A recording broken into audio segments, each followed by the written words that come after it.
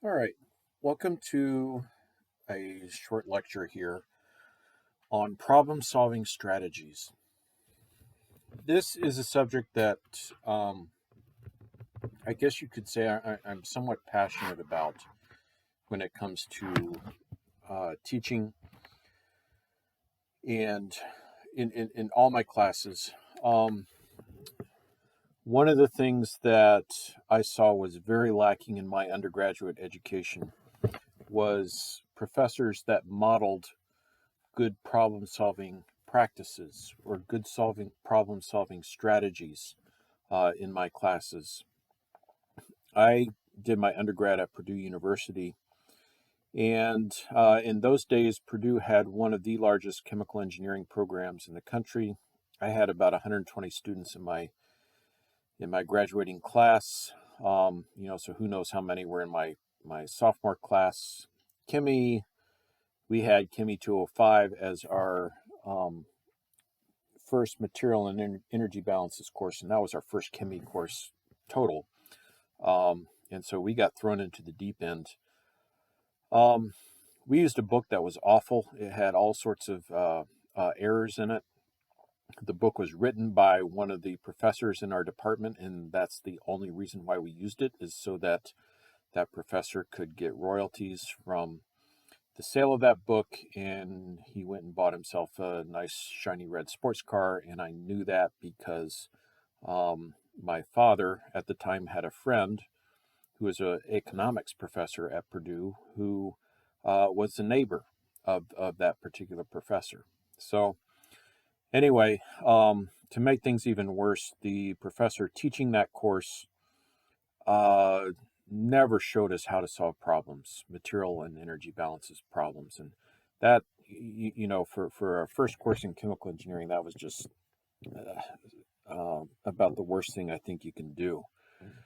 So then I went into thermodynamics, and we had a professor again who just never showed us how to solve problems.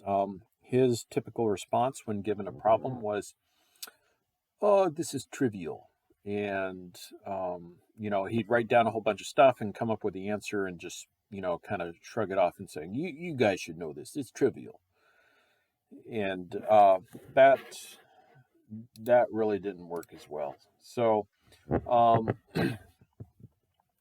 finally, when I took heat and mass transfer, I had a professor whose name was P.K. Anderson, and his first name Paul. He was at Purdue. I'm not sure what he was doing at Purdue because he was a great teacher, and most of the professors at Purdue, or in my time, were awful teachers. There was only one other that I would consider to be a good teacher. But anyway, he used a textbook that had great problem solving examples, and he taught us how to solve problems. And when I teach heat transfer, I use the same textbook, and I teach the course almost exactly the way good old Professor Anderson teaches it. And by the way, he's now a professor, I believe, at New Mexico State or New Mexico A&M. He's still a chemie professor there. So, and he's still doing quite well, I believe, in his teaching efforts. So anyway, this material here, that you're not going to find anything like this in your textbook. Smith and Van Ness, I think, does a pretty awful job of with the examples that are in your textbook of showing you how to solve problems efficiently and effectively. The only good thing they do is they give you the answer. But when you solve problems, I want you I think it would be best if you use the strategies that we're going to go over. Also, I want to note that sometimes the solutions that we're going to post for the homework, they're going to be the solutions that Smith and Van Ness give us. And again, that is these solutions. The only reason I'm posting them is so that you have the answer. It's not to be a model of how you would solve these problems. For solving these problems, I strongly encourage you to do what I do and solve them in the way that I solve them. I think, and this is after whatever it is now, 21 years of teaching that this is the best way to learn how to solve problems. And I've seen students who put the effort in and solve problems in this fashion. I've seen those students do very well. Students that kind of take the haphazard slapstick method of trying to solve problems, maybe doing it like the Smith and Van Ness homework solutions. Yeah, you might get some of the easy problems, but when we get into some of the difficult problems, um, things are going to get more difficult. So here's my strategy, and I hope this helps you. If every class that I teach that would be a chemical engineering core course, whether if I were to teach thermo 2, if I were to teach separations, if I were to teach heat transfer or mass transfer or process control or whatever, I would use this strategy for my problem solving.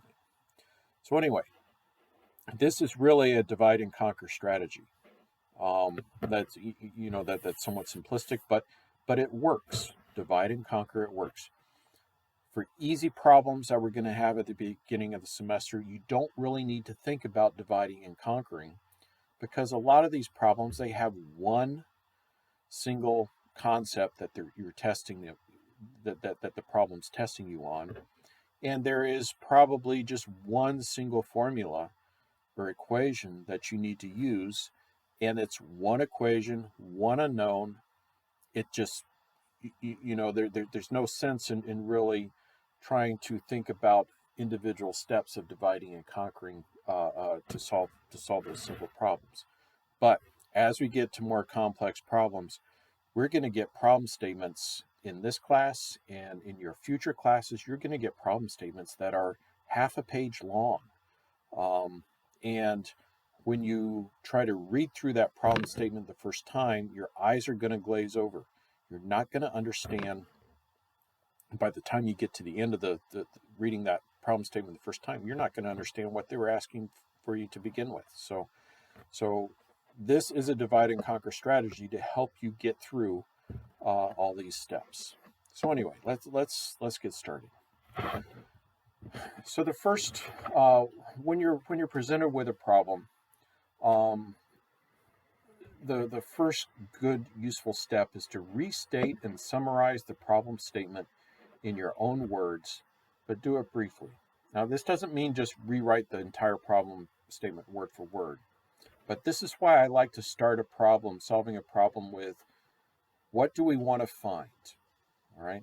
And so the MathCAD example that I posted earlier, this was one of the first things that I wrote down after putting the problem statement into the document and then providing a short schematic.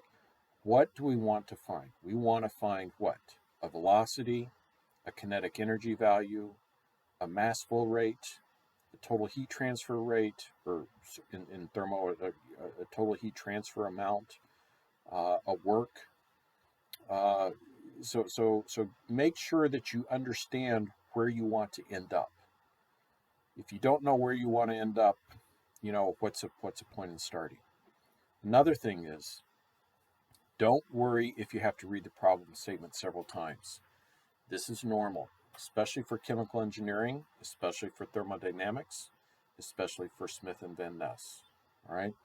So, and I think this may not be that big of an issue when you are doing homework problems where there's not as much of a time constraint um, on you, but especially in quizzes and exams, and it'll be a little bit different for this semester because we're doing, pretty generous times for the quizzes and exams. But especially if you get into classes where, you've got 20 minutes to finish this quiz, or, you've got an hour and a half to finish this exam.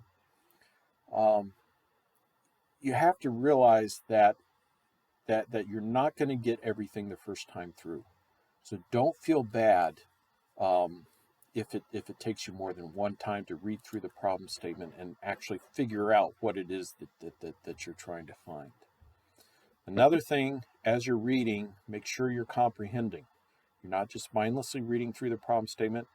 And so a good way to think about that is look for keywords and phrases that have special engineering significance. And thermodynamics is we're still kind of early in your chemical engineering career, but there's some keywords and phrases that have this special engineering significance. One of the key phrases is steady or steadily. A lot of times when that is used in a chemical engineering context, that means the system is at steady state. Sometimes problem statements will state explicitly this system is at steady state, but other times they'll be maybe a little more subtle. And so as you progress through your engineering career, you need to pick up on those words and phrases that are going to kind of tell you what kind of problem you're dealing with. And this is also a case where if English is your second language, this is where I see those students have some problems. Is unfortunately some of these engineering phrases and terms are what we call idioms or colloquialisms that people in America have used, and maybe the literal meaning is not quite as or the actual meaning is somewhat different from what you would think the literal meaning might be. And unfortunately, that's just the way it is sometimes. Um, the American version of English can have some surprises like that. So if you are if English is your second language, and you have questions about what words really mean in the problem statement, make sure you ask someone. For homework problems, ask one of your fellow students, or you can shoot me an email or shoot the TA an email, but make sure you understand what the problem is saying. Don't just assume something and then be wrong. I just don't want that happening. I will be as careful as possible in writing these problem statements and trying to make sure that I get all these, make sure that there's no nuances um, special nuances that I'm expecting students to just magically read my mind for these problem statements, but just realize that there are some terms that you're going to have to get familiar with. So steady state might be one, um, especially in heat transfer. For example, a good example is a problem statement might say a very long uh, a very long rod or a very long plate. And so, what that very long means, the phrase very long, what that means is we can treat that as a rod or a plate of infinite length.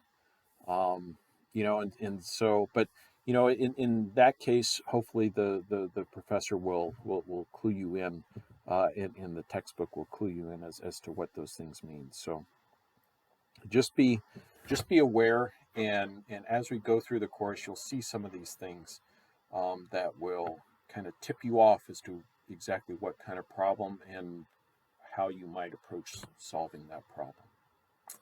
All right. So make sure you read and understand the problem. Write down where you're going. You got to know where you're going. The next step, that's good, and I'm writing these as step 1, 2, and 3. Um, here step 1 and 2. This might be something that you do at the same time, right? So you don't have to do step 1 first and then draw a schematic. Maybe you start reading, you start drawing, and then you read some more, draw some more, so on and so forth. So I don't want you to think that you have to do these lockstep in order. But for a lot of problems, you really need to have a schematic. Now, in thermo, you know, what if we have a problem where, an ideal gas fills a container and calculate the pressure given the volume and the temperature? You don't need necessarily to have a schematic like that. When we do piston cylinder problems, what's the point in drawing a piston cylinder all the time? I mean, sometimes it might be useful, to actually draw a piston and a cylinder.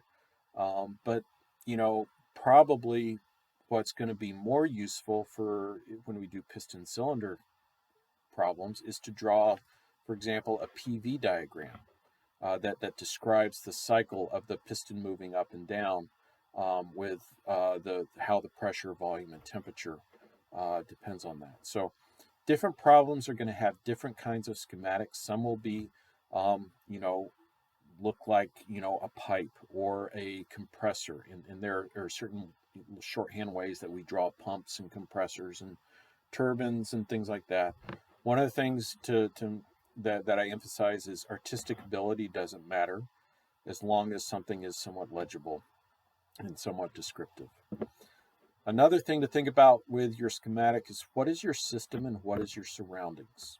Right? That's very important in thermodynamics. It's important in almost every engineering field, is to make sure you understand what you're really interested in. The system is what you're really interested in, right?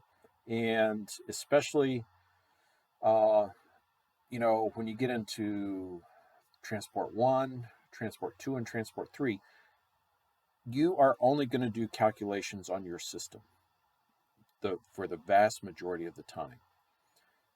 What's interesting about thermodynamics is we're not always just interested in our system only. We are also interested in our surroundings, especially when we start talking about the second law of thermodynamics. So it's important that we know what our system is, what our surroundings is, and what our boundary between the system and the surroundings looks like. So for some problems, you might not have to even think about what the surroundings are. You just deal with your system and that's it. But some of the problems where we have, especially second law of thermodynamics, entropy changes, we need to know what our surroundings are, and so we need to kind of somehow designate that in our schematic. These are pretty straightforward, flow diagrams. The MathCAD example, I just showed an arrow showing how the flow went from the small diameter part of the pipe to the large diameter of the pipe. So especially if you've got open systems where you've got flows in and flows out.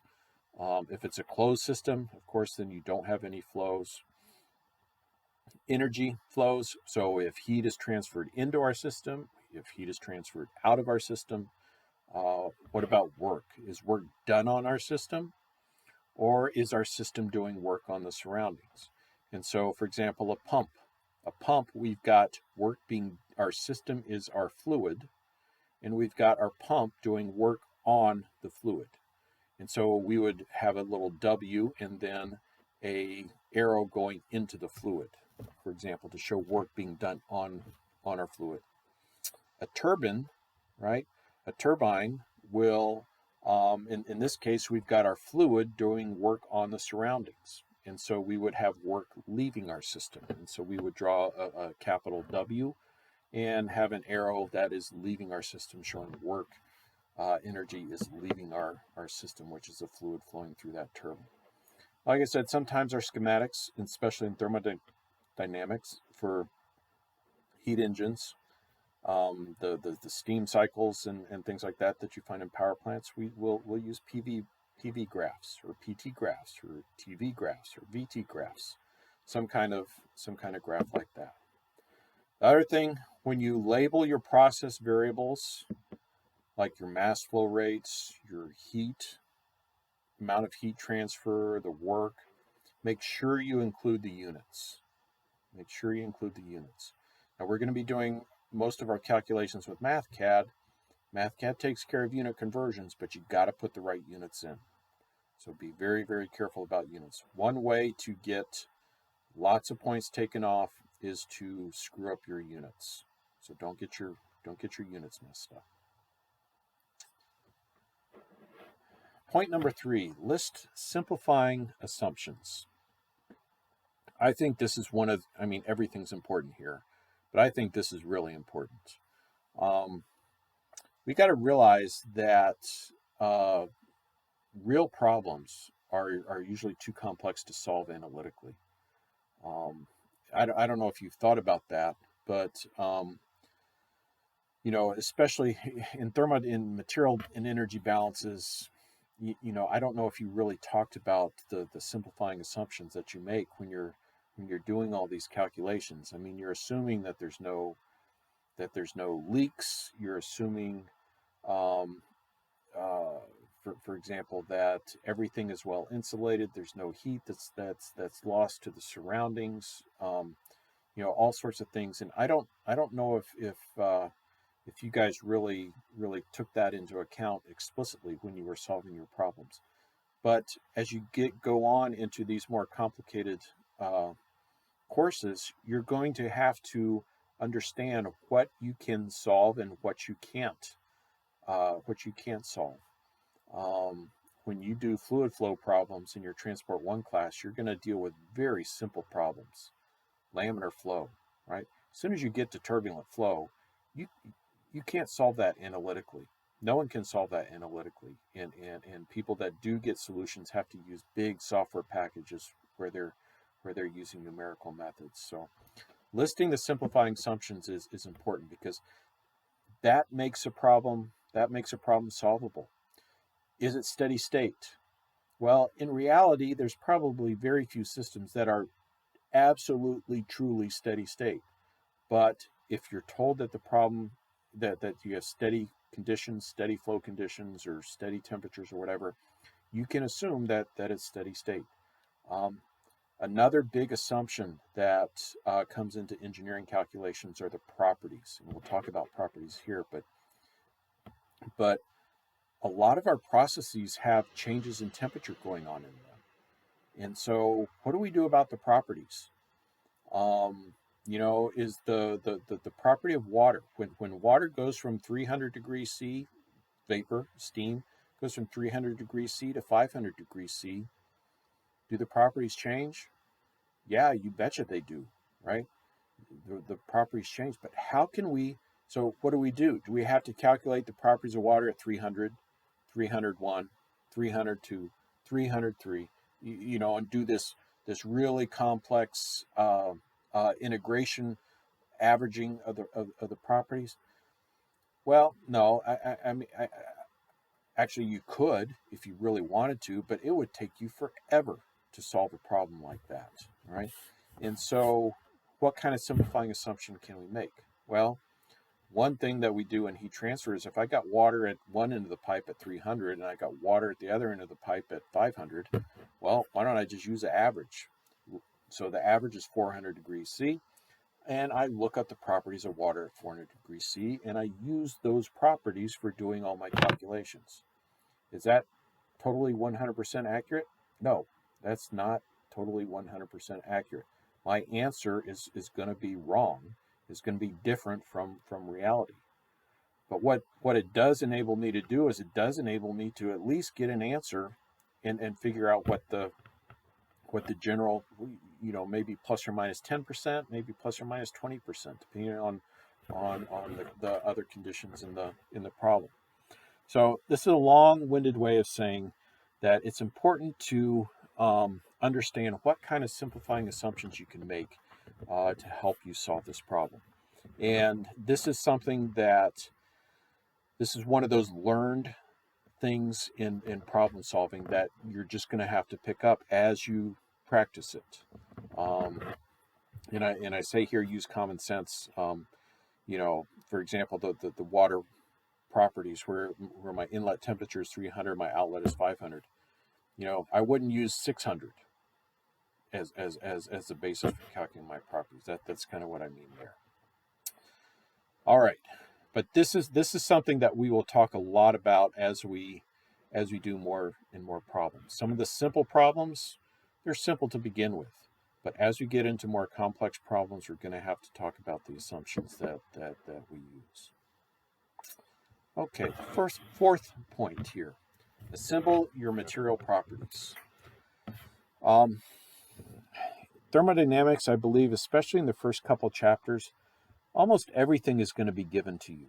And when I taught heat transfer for, I think, chapters like 1 through 5 or something like that, it seemed like all the properties were always given to the students in the problem statement. So you really don't have to do a whole lot of extra work. But, um, in this book, I think maybe when we get into chapter 5 or chapter 6, there's going to be a lot of material properties that we're going to have to look up and figure out how to calculate. And so, your textbook, your Smith and Van Ness textbook, one of the good things about it, it has, for this class, it has all the property tables and graphs that you will need for this class. And so make sure you know where all those appendices are. I would have them bookmarked. You go to Appendix A on page 648, 649. You've got all your conversion factors for SI units and so on and so forth. And you've got your gas constants, and then you got Appendix B, properties for pure species. And then you go to C for heat capacities and so on and so forth. And then you get to the steam tables, right? Then you get to the steam tables, the water property tables. Make sure and we'll cover this as we go through the class, but make sure you understand how to use those property tables. It's very easy to make mistakes in just reading values off of tables, and especially when I would have very tight time constraints on students in quizzes and exams.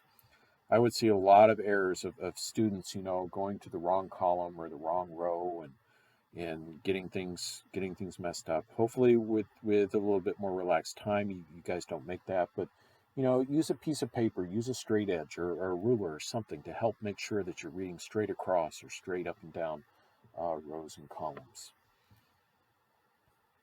Another thing that you're going to have to do in this class is there might not be any property tables available. Now, you know, especially in the back of your book. And if you want, you can go online maybe and look up some properties, but sometimes a problem statement is where you have to use an equation of state to calculate the properties. And that's what you're being graded on. And so there will be cases like that. So most of these 3 points here, or 4 points here, is just getting information organized, right? Getting the information, getting it organized. Now we need to start thinking about how we're actually going to solve the problem. And so and this is where, we've already done some dividing, right? This is where the divide and conquer now starts to come into play. Easy problems, like the MathCAD example we did from chapter 2.23, it's a simple equation, one unknown. There's not a whole lot to think about as far as dividing and conquering, right? Or even think about, well, I've got one equation, I've got one unknown. How the heck am I going to solve that? I mean, everyone knows by this point, you got one equation, one unknown. You solve for the unknown, you plug in your numbers, you get your answer. I don't have to write an outline or algorithm for that. I just do it. When you get to more complicated problems, though, you're going to have multiple concepts that you're being tested on. So it's not just a simple equation from chapter 2. When we get to chapter 6 or 7 or 8 or 9, you're going to have to be using equations and concepts from chapters 1 through 8, for example. And so there are going to be multiple concepts. There are going to be multiple equations and formulas that you're going to have to use, multiple places to look up properties and everything like that, and calculate properties, calculate correction factors to properties. And if you try to visualize doing all of that in your mind at once, this is where students, I think, start to panic. At least I did when I was a student and I didn't know how to do this. I would look at this giant problem statement and I think, okay, I got to do this, this, and this, and this. But it would start to get all jumbled in my mind. And I was like, well, if I start at point 1, how do I get to point 10 for my answer? I wasn't thinking of things in a linear manner. And so what I really think you need to do is what you learned in your computer science class, hopefully, is you think of, and sometimes it helps to write it down. Sometimes maybe just if you can visualize it well enough in your mind, but think about an outline or algorithm of how you want to solve the problem, right? An outline or algorithm. And so, and this is where divide and conquer really shines, is okay, I need to calculate the work for that this turbine is producing in a steam power cycle in my plant. How the heck am I going to get that when I have this huge process flow diagram and all this other stuff I'm going to have to calculate? Well, we'll talk about how you figure out a starting point, and then you calculate one thing. That gives you the information to calculate the next, and then the next, and then the next. And then finally, maybe after 10 steps, you've got your final answer. But if I tried to visualize how to do that all at once, I don't I don't know if I would ever get there. So some problems may not require this, but if you are getting stuck, or if this problem looks too difficult for you, try writing out an outline or algorithm. And then as you're doing this algorithm, begin writing some of the pertinent governing equations and use your information from the problem statement in your schematic to start simplifying some of those equations algebraically first. So we've got our algorithm, we've got our outline. Now we're actually going to start writing down equations, and then we're going to start solving those equations. One of the things that I strongly encourage you to do, don't plug in values into your equations at the very start. Write those equations down in their algebraic form with all the variable names, and simplify those equations algebraically first. Do whatever you can to simplify those algebraic equations first, then put in the values, right? Now, I'm making this sound real easy. It's not.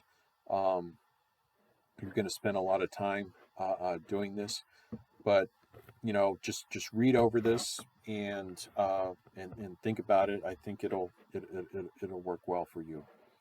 So after the equations are simplified, then you can start plugging in the numbers, right? Now, if you're doing this with your calculator and pen and paper, if you were taking my class, last year before the shutdown, where we had in-class quizzes or in-class exams, you'd be writing this down and doing your calculations with your calculator. You have to include units when you're doing your calculations, especially in thermodynamics. You cannot just plug numbers in without units and then hope that at the end, the units are just going to magically work themselves out into whatever it is you think they should be. Thermodynamics is pretty good at doing lots of ways to trick you.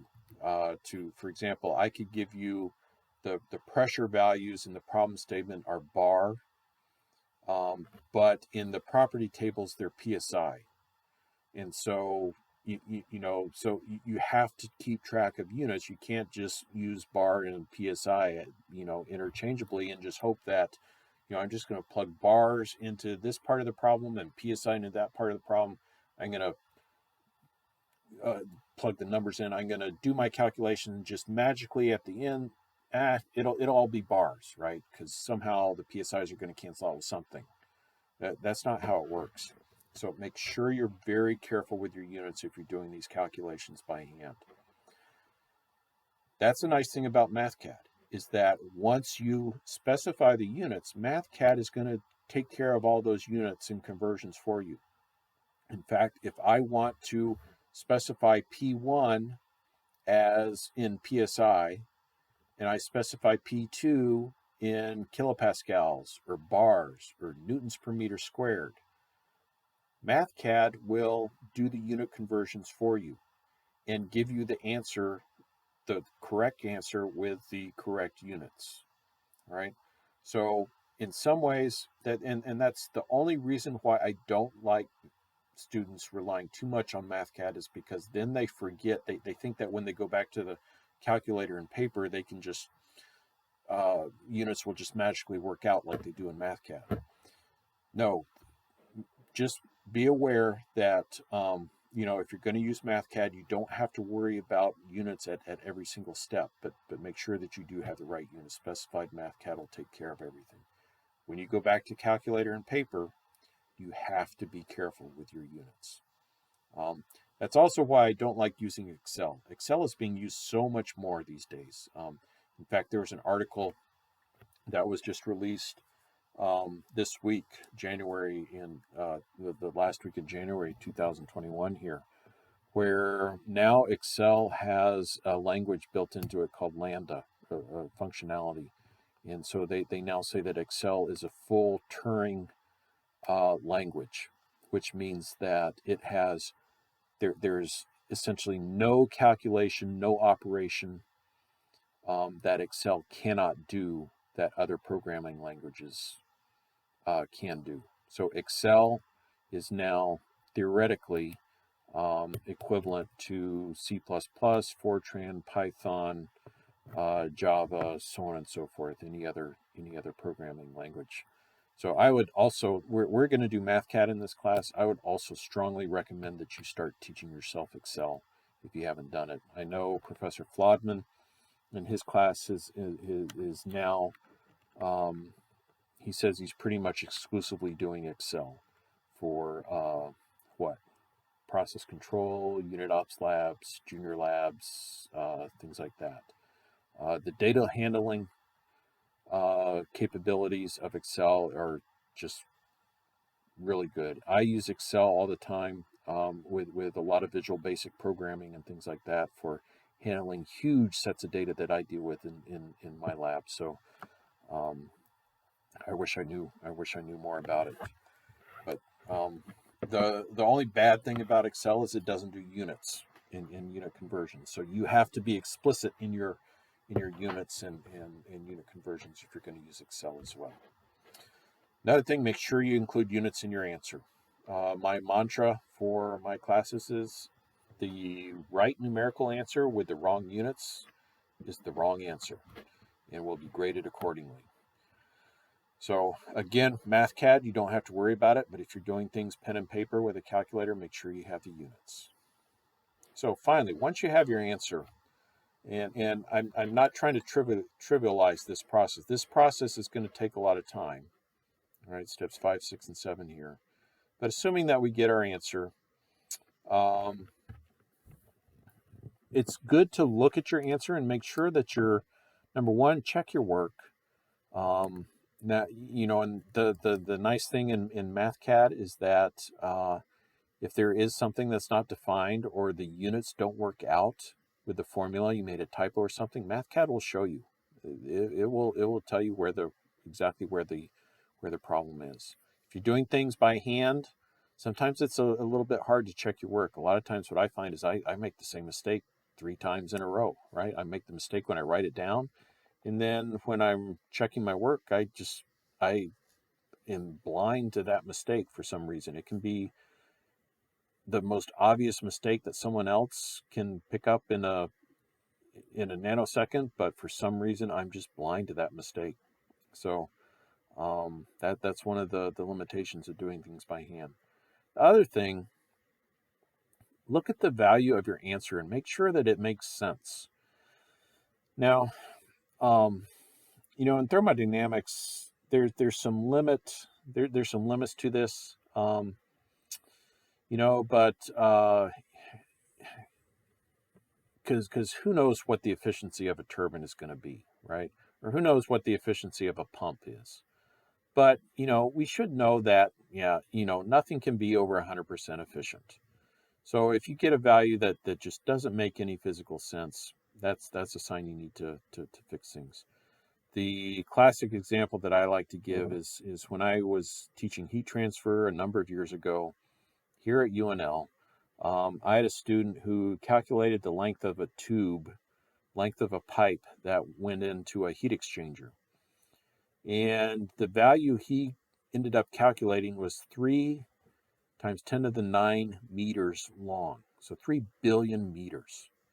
And he just wrote the answer down and just went on his merry way. I mean, he didn't even think, here I've got a heat exchanger that is, trying to heat something up for a distillation column or whatever it is, and the tubing length is 3 billion meters. Do you? I mean, did he even think about what 3 billion meters looks like? Um, obviously he didn't, and you can see orders of magnitude errors that students just blithely, just yeah, 3 billion. That's a big number, huh? What do you know? Uh, and so what I want you to start doing is think about your answers and think about whether or not they make sense. Um, if you want to dive even deeper, you can start thinking about your assumptions. We probably won't do that a lot in this class, but in some of your upper level classes, you'll need to make those judgments.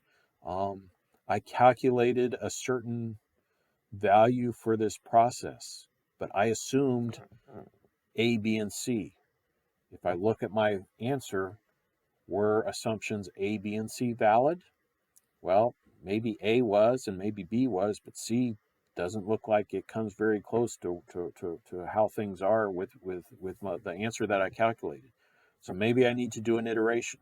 Maybe I take my answer and then use that to change my assumption for C, for assumption C, and then I redo the calculations and I then need to iterate to get a better answer. So those are some things that we probably aren't going to do a lot of that this semester, but as an engineer, as an engineering student who's hopefully going to be a professional engineer one of these days, um, those are the kinds of things that I would like you guys to start thinking about.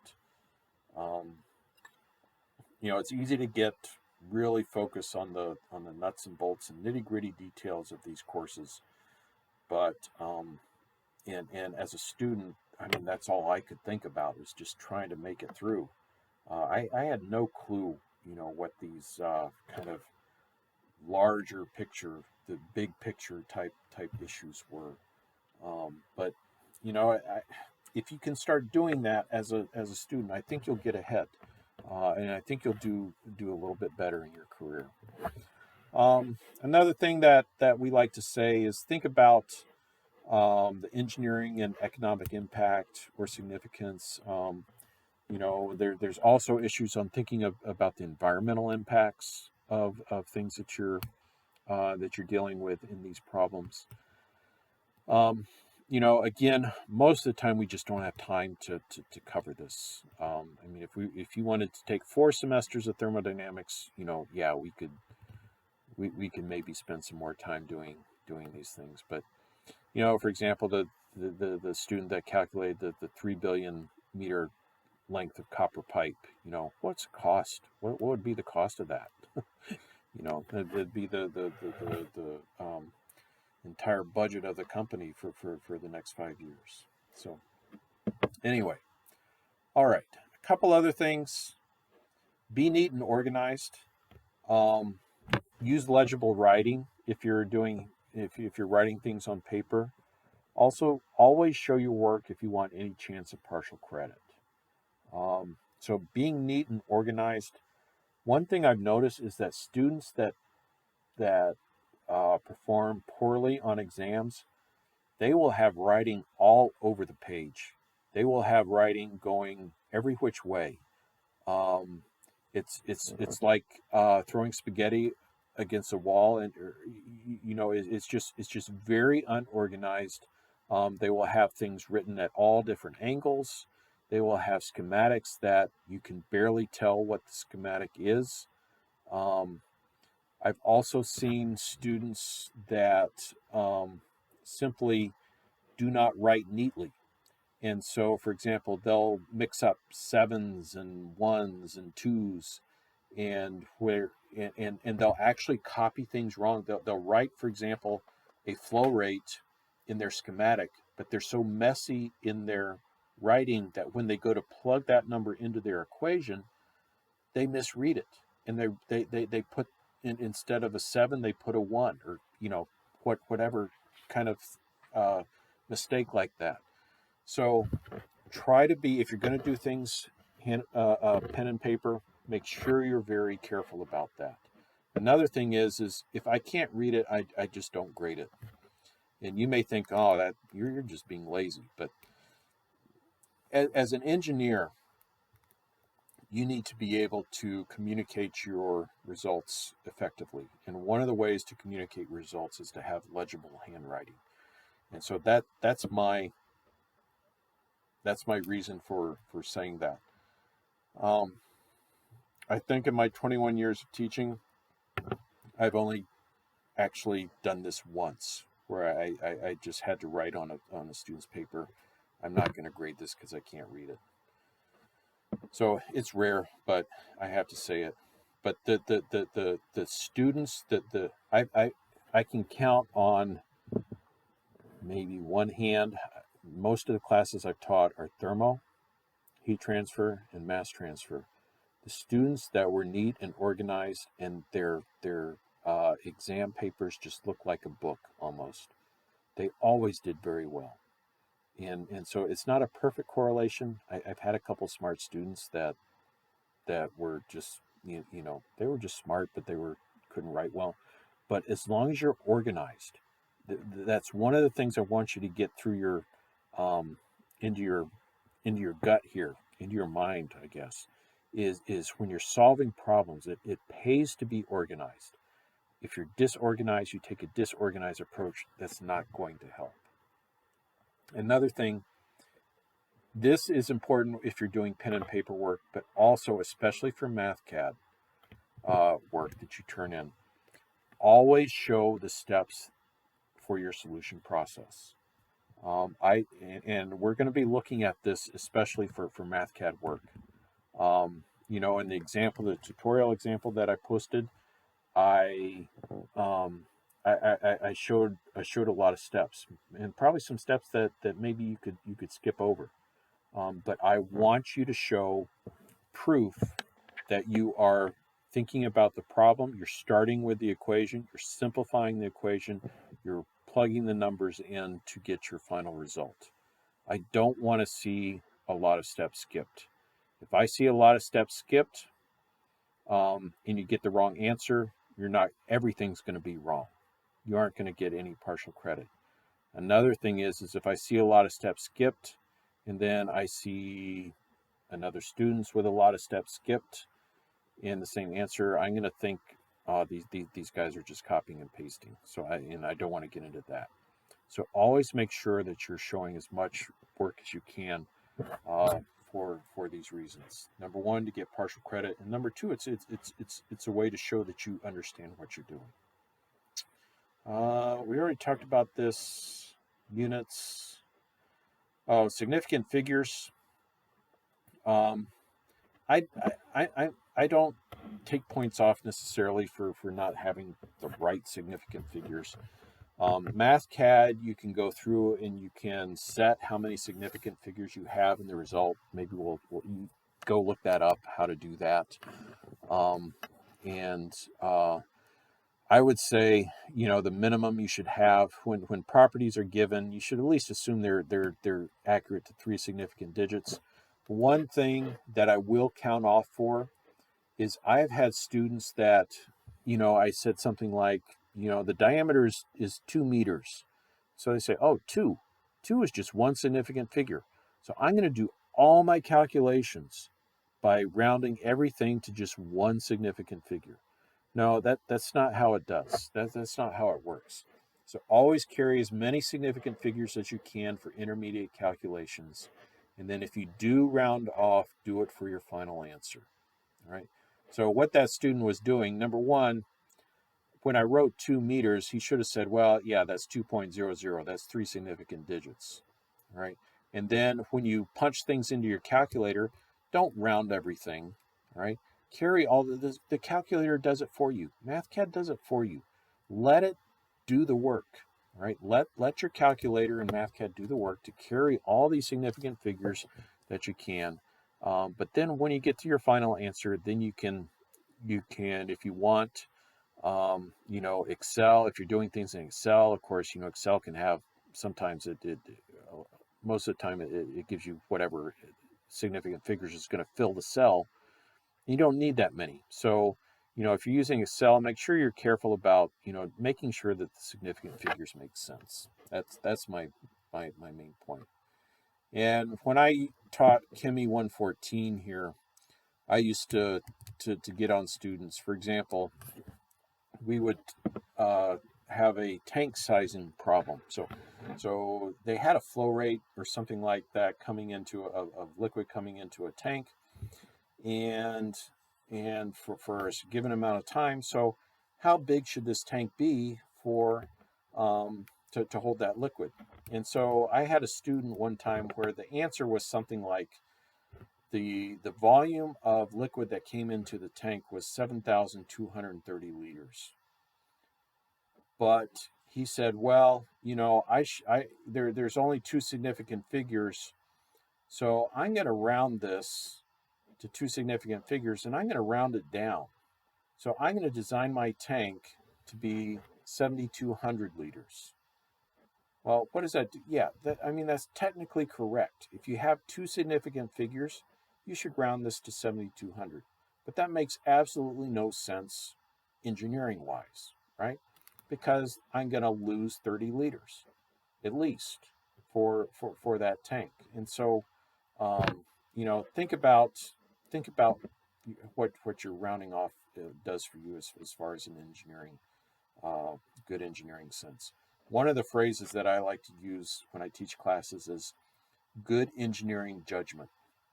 Um, I don't know how much I use that when I teach thermo, but when I teach heat transfer, where we really get into a lot more design type of problems and examples, that's one of the phrases that I'll be that I will use quite a bit in that class.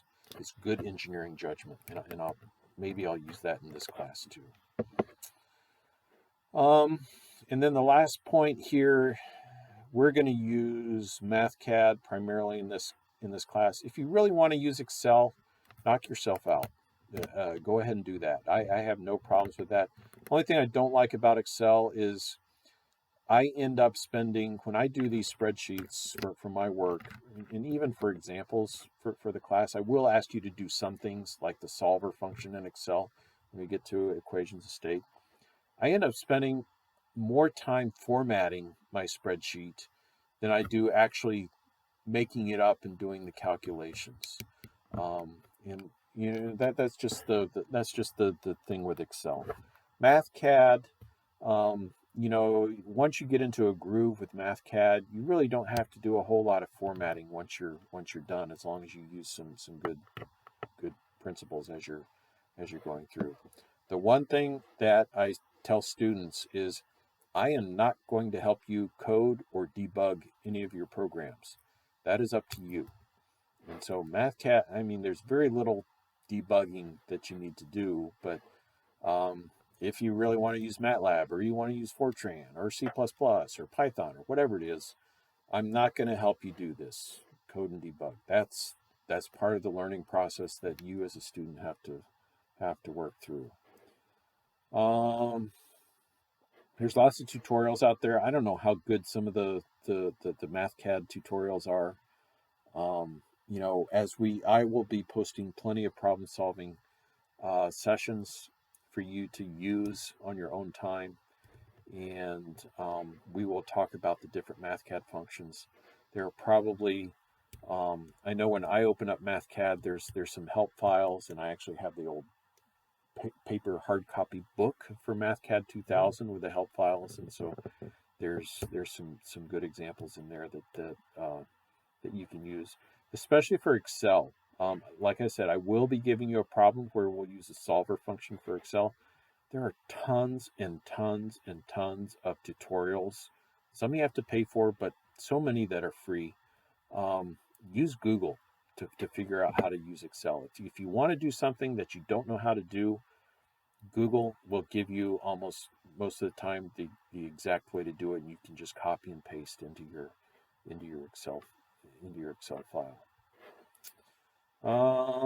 If you do use a scientific, I always say this because if you do use a scientific calculator, make sure you know how it works. I've had students, believe it or not, that show up to the first exam and they don't know how to do an exponent in a calculator, and they ask me, and I say, well, I don't know, and I say it's up to you, and so make sure you do that.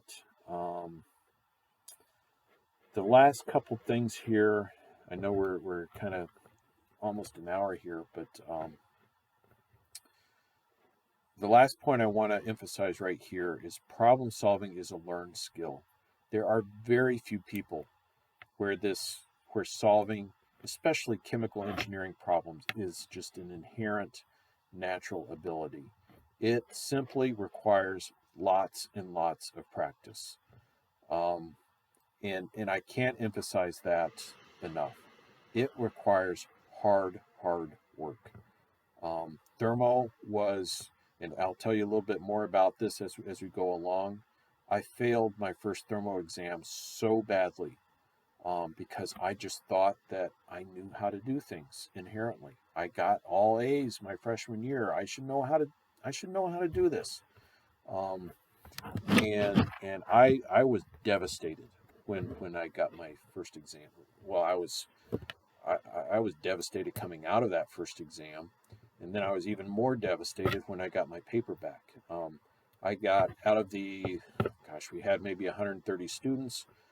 I got the next to lowest score in the entire class. So 128 students did better than I did on that exam, and I was failing that class. I thought I was going to be a chemical engineer, and I failed my thermal exam. What am I going to do? I mean, that was crisis. That was a crisis time. Um, what I did, and I'll talk about this more as we go along, but I worked my tail off learning how to solve problems. And what I found out is I could not rely on my professor to teach me how to solve problems, so I had to learn how to do it myself. And fortunately, I found an excellent resource to help me do that. And it was another professor in the Purdue department who had made a whole bunch of videos that were recorded on reel-to-reel tape. I don't know if you like the old movie theater reel-to-reel, whatever it is, 16 millimeter tape. He had recorded them, and they were in the engineering library. And I would go and check out a tape, and there was a back room where I would have to put the tape in and thread the tape through the reel and through the mechanism and so on and so forth, and I'd watch this staticky jumpy image of this professor solving thermodynamics problems, and I would practice and practice and practice and practice. I spent hours in the engineering library at Purdue going over those things and figuring out how to, my professor wasn't showing me how to solve problems. I gotta learn it myself, and that's what I did. So it just takes hard work, and one of the things I think is that for especially for chemical engineering students, your freshman year probably came pretty easy to you. High school was simple, right? High school was a walk in the park. Freshman year, you work hard, but you just work hard, and you don't really sweat it that much. There's freshman chemistry, freshman calculus, and so on and so forth. A couple electives. You do the work, you get the good grades. Once you hit your sophomore year in chemical engineering, that changes, especially like I said, organic, that changes things. Thermodynamics, that changes things. Fluid mechanics, your transport one, that's going to knock you flat. Heat transfer, yeah, it's easy, but it's so much work. Mass transfer, that's an, I mean, how do you do mass transfer? Diffusion and convection at the same time. It's lots and lots of math and so on and so forth. And then you get a process control. That's an awful course. It just is going to go on and on. You need to learn how to work hard. You need to learn these skills. How do you divide and conquer to solve all these problems in all these different courses? If you can teach yourself that, if you can learn that, you're going to do better. And that's what I did my second semester sophomore year is I learned how to do that better. I put in so much work. When I would come home from these problem solving sessions in the engineering library, I would feel physically tired because, whatever it was, my brain was burning so much glucose, right? Metabolizing so much glucose that when I would come home, it would feel just like I had gone to the gym. So that's, if you don't know how to work hard, you're going to have a tough time in chemical engineering. That's what I tell students. So, just get yourself ready to work hard. Now, I'm going to try to make things as easy as possible by showing you how to do these problems and hopefully modeling good problem solving strategies for you so that you know you can see what I do and then you can go home and work and you don't have to go to all these other outside sources on your own time and figure and basically teach yourself what I should have been teaching you to begin with. I mean, I'm hoping that I'm teaching you the right materials to begin with so that we save some time there, but still you're gonna have to put in the work. The one thing I will say is when I post these problem solving sessions, do not just watch them and say, oh, yeah, Professor Vankop made it look pretty easy. For that, yeah, you just do step 1, 2, 3, 4, blah, blah, blah, and he got the answer. So, yeah, I'll just watch it and think I can do it too. I mean, that's like saying, I'm just going to watch Tiger Woods. And then, yeah, after about, 2 or 3 hours of watching Tiger Woods drive the golf ball, I'm going to go out and hit, 350-yard drives straight down the middle of the fairway. That's not how it works either. So problem solving, it's a learned skill, just like any other physical skill you would have. You have to spend time. You have to spend effort. So I think I've talked about 5 minutes on this, but I think this is one of the most important things. The other thing that we'll talk about that I'll end up with is if you get stuck, and especially during exams, and again, hopefully giving you guys a little bit more time is going to alleviate some of this, but try not to panic. Try not to panic. Retrace your steps, and this is easy for me to write. It's very, very difficult to actually put in process, into practice. But retrace your steps, stay calm. One of the things that one of my chemistry professors, his name was George Bodner, Bodner. He was this big 6'6", probably weighed 350 pounds, and he rode a Harley. He rode his Harley up to the front of the chemistry building every day before class. Got off the Harley and walked in with his helmet and leather to come teach our class. But one of the things he always said, when you get stuck, write something down. Don't just stare at your paper and start letting your mental anxiety just start spiraling out of control. Write something down. If you're working on an exam or a quiz and there are other problems, don't obsess over the one that you can't solve. Go to another problem and come back to it later. So this is that's I mean, this is very easy to say, very easy to write. It's very, very difficult to put into practice, and I realize that. Um, but hopefully, if you put in the work to begin with, we can minimize these all these anxieties that come up with testing, and that's really what I want out of this class. I mean, when I write tests, I'm not trying to find out what you don't know.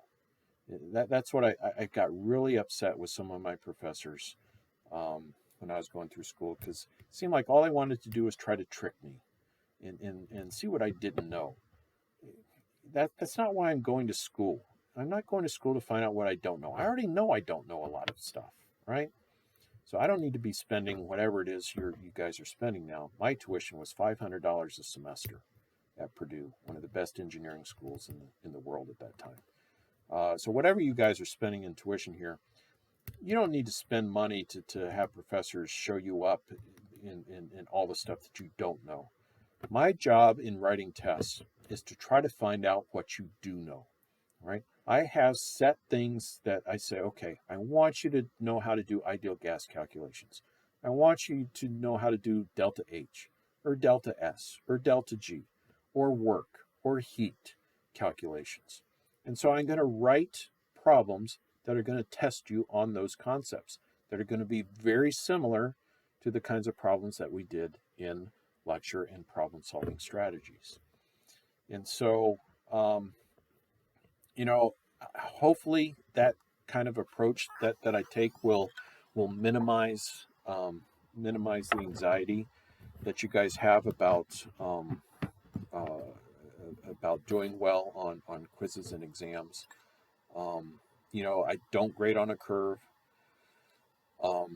I write everything. If everyone gets an A, everyone gets an A. If everyone gets an A or B, everyone gets an A or B. If everyone gets an F, everyone gets an F.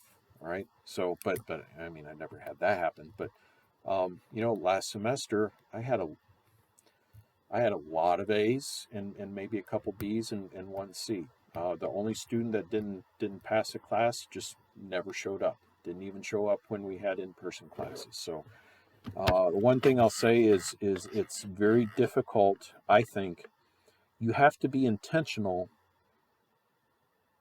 if you want to fail my class. You have to almost intentionally want to fail my class to fail it. And most students do that by never showing up to lectures and never doing the homework. If you practice learning how to solve these problems, you put an honest amount of effort, you put a lot of effort into it, I think you'll do well. And I think the principles you learn from doing this will help you in your other classes as well, because your other classes are going to be even more difficult than thermal. I'm sorry about that, but that's just how it is.